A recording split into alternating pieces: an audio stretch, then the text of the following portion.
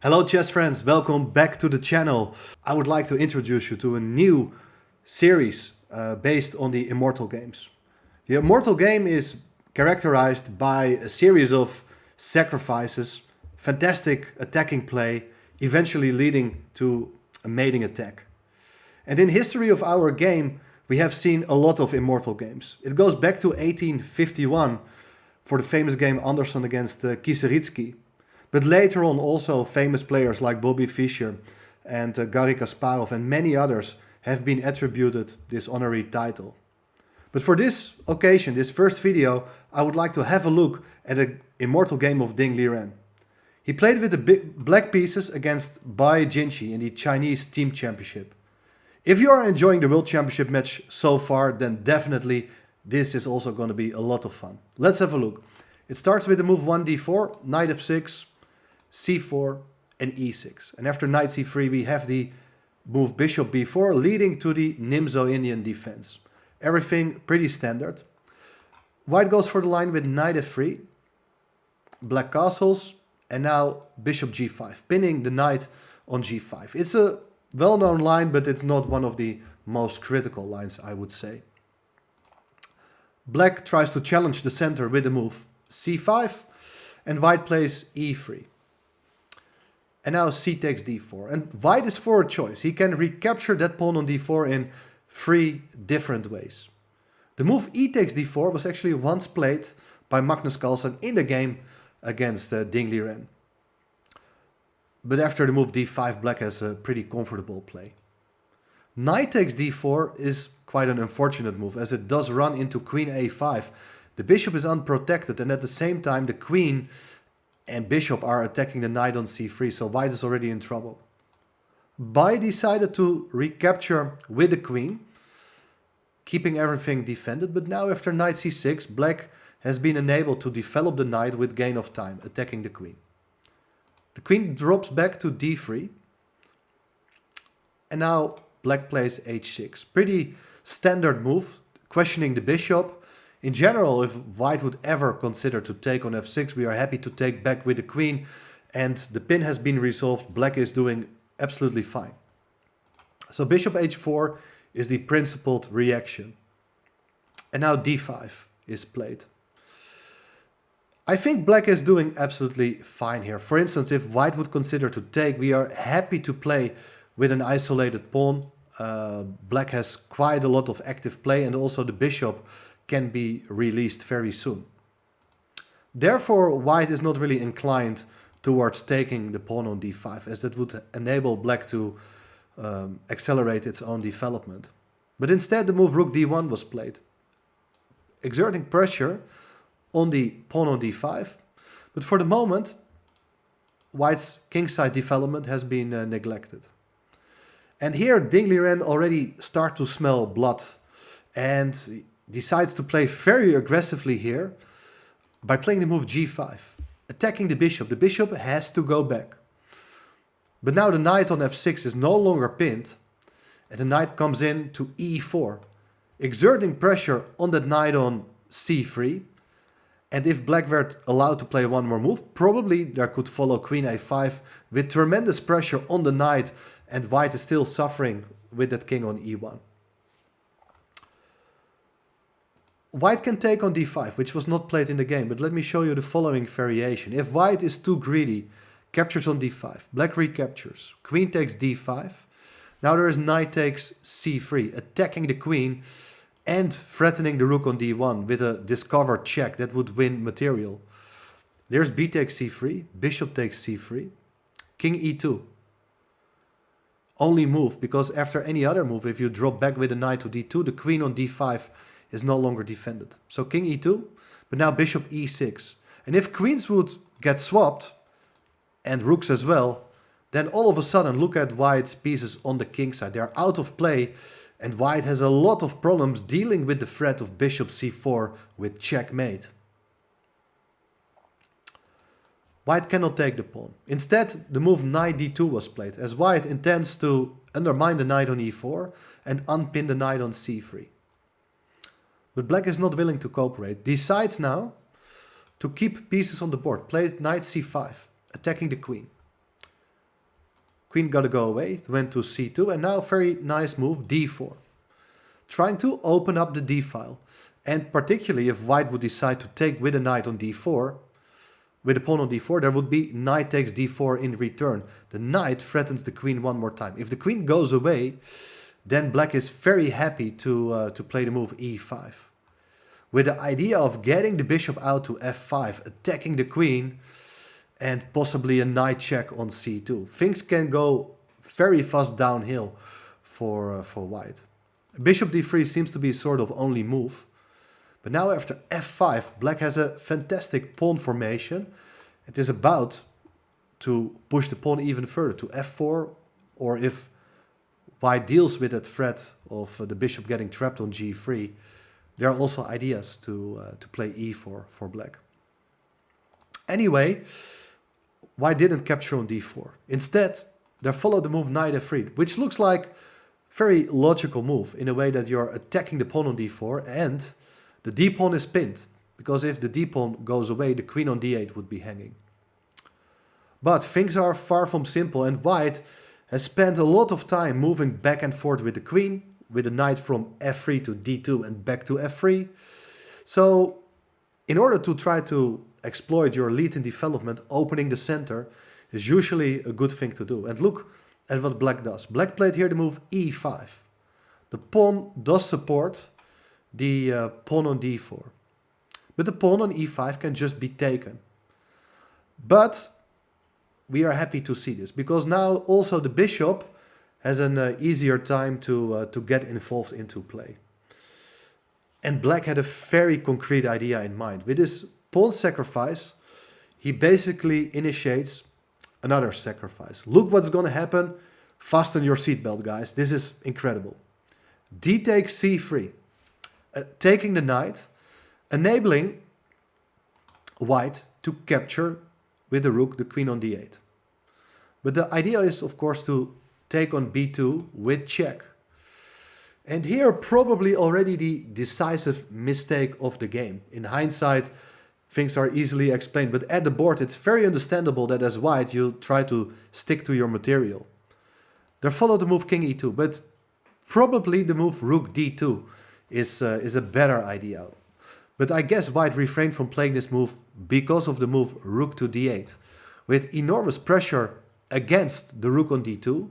And note also that the pawn on b2 is still alive. If you can take on d2 and at some point try to promote the pawn, that would be game over. For instance, if you take on b2, there's rook takes d2. And now taking the rook with your queen allows bishop takes d2 check, king takes d2, and now knight e4 checks. The game is not over yet. We are just starting. It's a check. The king got to go away, and before we capture the knight, we take the bishop. We are eliminating that bishop guarding the knight on e5. We are threatening the rook. So white has to recapture, and then at the end of the line, black captures on e5 and is a full piece up. Instead, there are different ways of playing. Maybe queen takes b4 could be considered, but after knight takes b4, king takes d2. Despite being a pawn down, black has quite a lot of active pieces. The rook will come to the d-file, the pawn on a2 is vulnerable.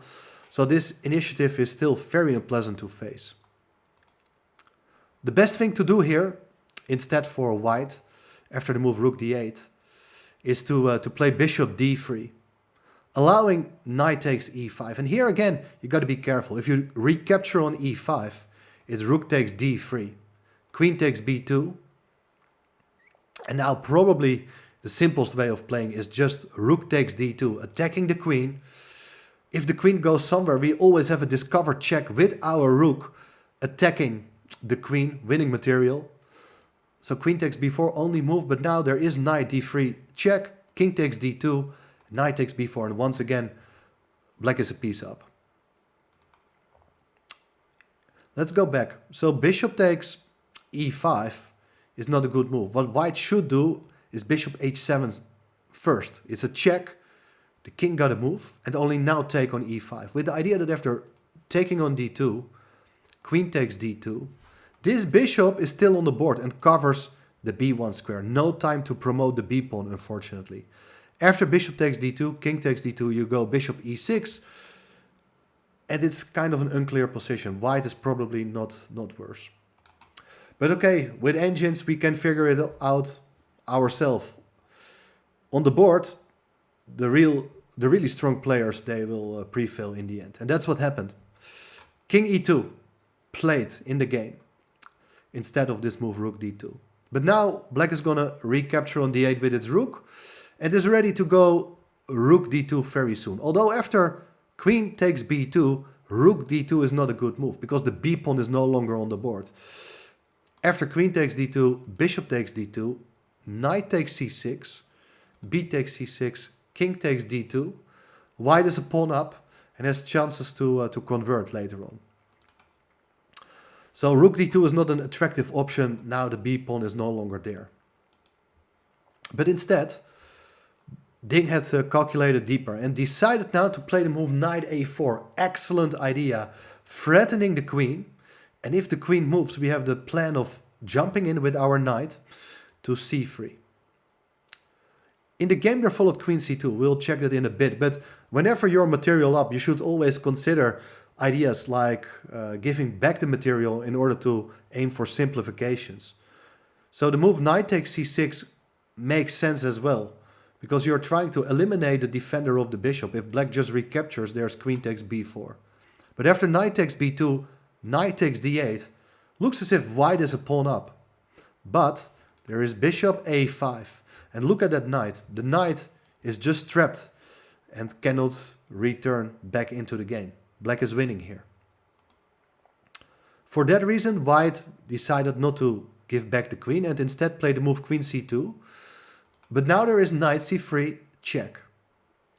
And the king doesn't have much of a choice. Should either go to f3 or to e1. Cannot go to the d file because the rook covers that file. If you go king e1, we have knight e4 check. And after king to e2, only move. There's a rook d2 check, queen takes c6, b takes c6. It's time to do the material count and we see black is once again a piece up. So the only move is king f3. And it looks as if that's the end of the line, right? There are a lot of ways to proceed and to prove compensation. A move like rook d6 with the idea to go rook f6 would be very interesting. But now, can you see the key move played by Ding in this game? It's an incredibly difficult move to find, but once you see it, it's absolutely stunning. Ding played here the move rook to d4, placing the rook on the square where it can just be captured by the pawn on e3. But if you do so, e takes d4, there's knight takes d4 with a fork on the king and queen. After king e3, knight takes c2, you see that black is once again a minor piece up, a knight up in this case. So we understand that the rook cannot be taken, but what is the rook doing there? Well, let's say if white makes a developing move like bishop d3, then our idea is to play g4, and you see that the rook supports the pawn. After knight takes g4, bishop takes g4, it's checkmate.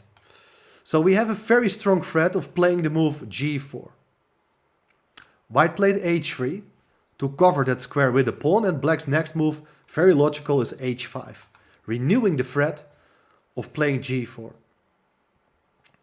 And white played the move bishop h2, making space for the king, so that the king could escape via g3, or if white gets some more time, maybe the move g4 could be considered. But it's black's turn, and black plays here the move g4 check. And now you can of course take the pawn on g4, which was not done in the game. It leads to very similar play, I should say, as the move king g3, which was on the board. But we understand very soon why white decided to keep these pawns on the h file, even though the outcome will not be in doubt anyway.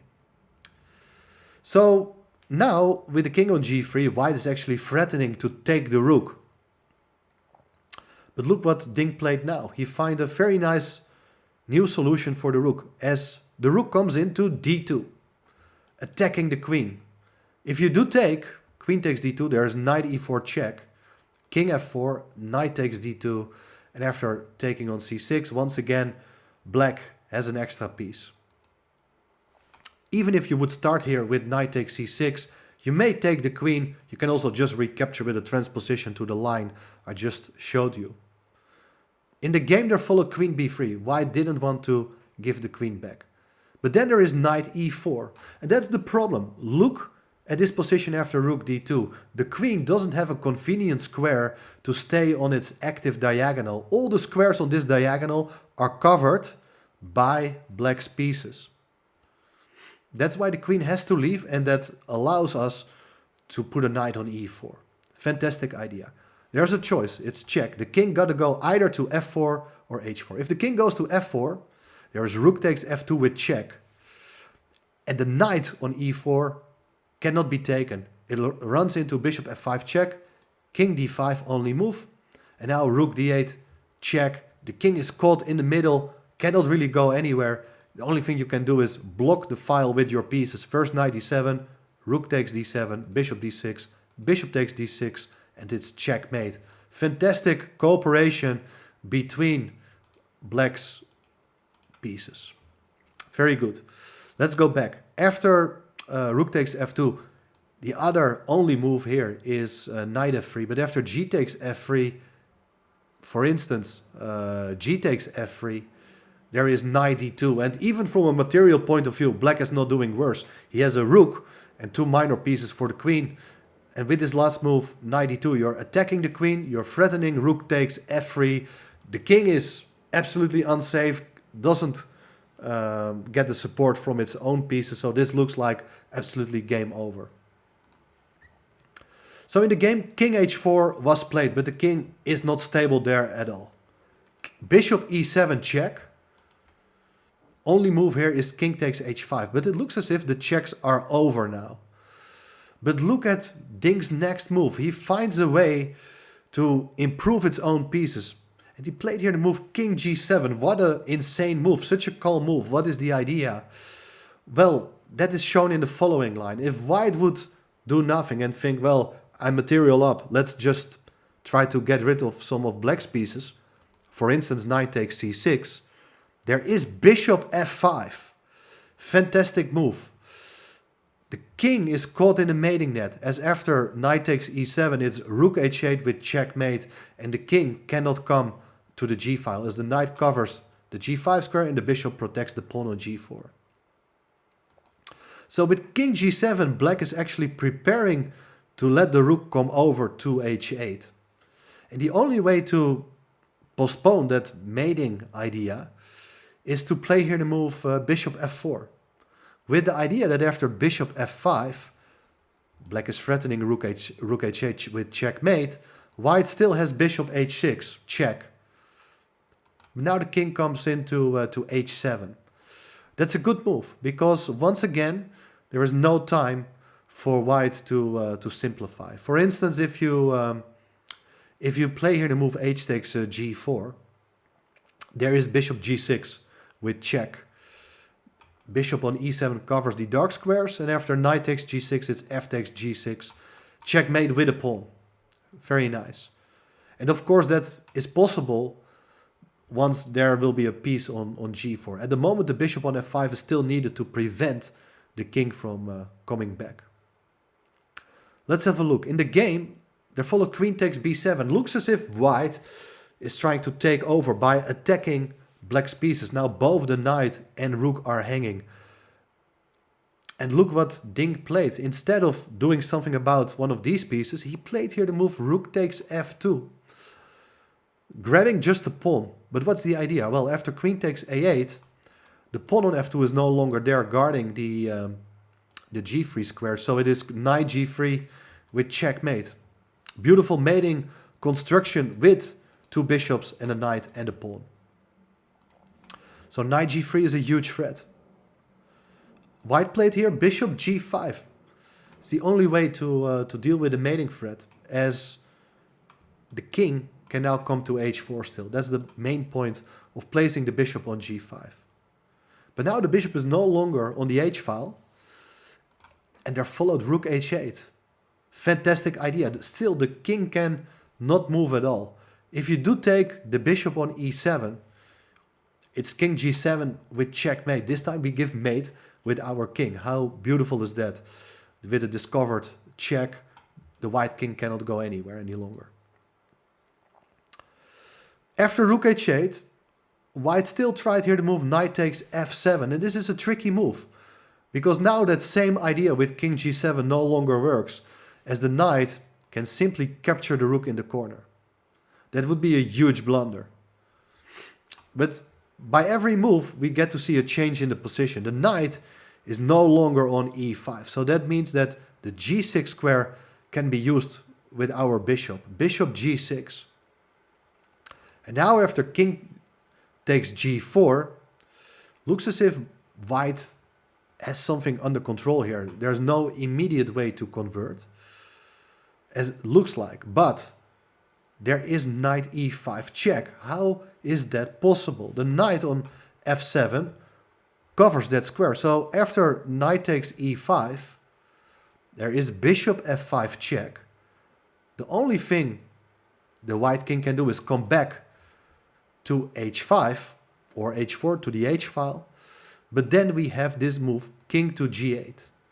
Very nice move. Once again, it's a discovered check on the white king, and the knight is no longer on f7, so the rook cannot be taken. The only move here is bishop h6, blocking this h-file with the bishop. But then again, there is knight g3 check, and the bishops, they are all taking away these squares from the white king. After knight e5, there is one more line. There's king h4. But after king h4, once again, you got to be very precise. In case of king g7, there is knight takes h8, and white is surviving. But king g8, it's the way to go. You are giving check as well. But what is the difference? Well, the big difference is that now, in case of knight takes h8, there is bishop takes g5. Look at this mating pattern with the four minor pieces and the rook. And what is the difference where the king is either on g7 or g8? Well, if the king would have been on g7, that last move, bishop takes g5, would not have been allowed because of the pin. The bishop on e7 would be pinned. That's why, in this case, king g8 is so important. Bai Jinshi had seen it all and thought it's time to resign. But what an incredible game by Ding Liren. He just completely outplayed with some stunning piece sacrifices, a very strong grandmaster rated around 2600. For me, this is the most spectacular game Ding Liren has ever played, but who knows what we will get to see in the future. I hope you like this video. I will cover many more Immortal games by world's best players, and don't forget to subscribe to the channel. Thanks for watching, see you soon.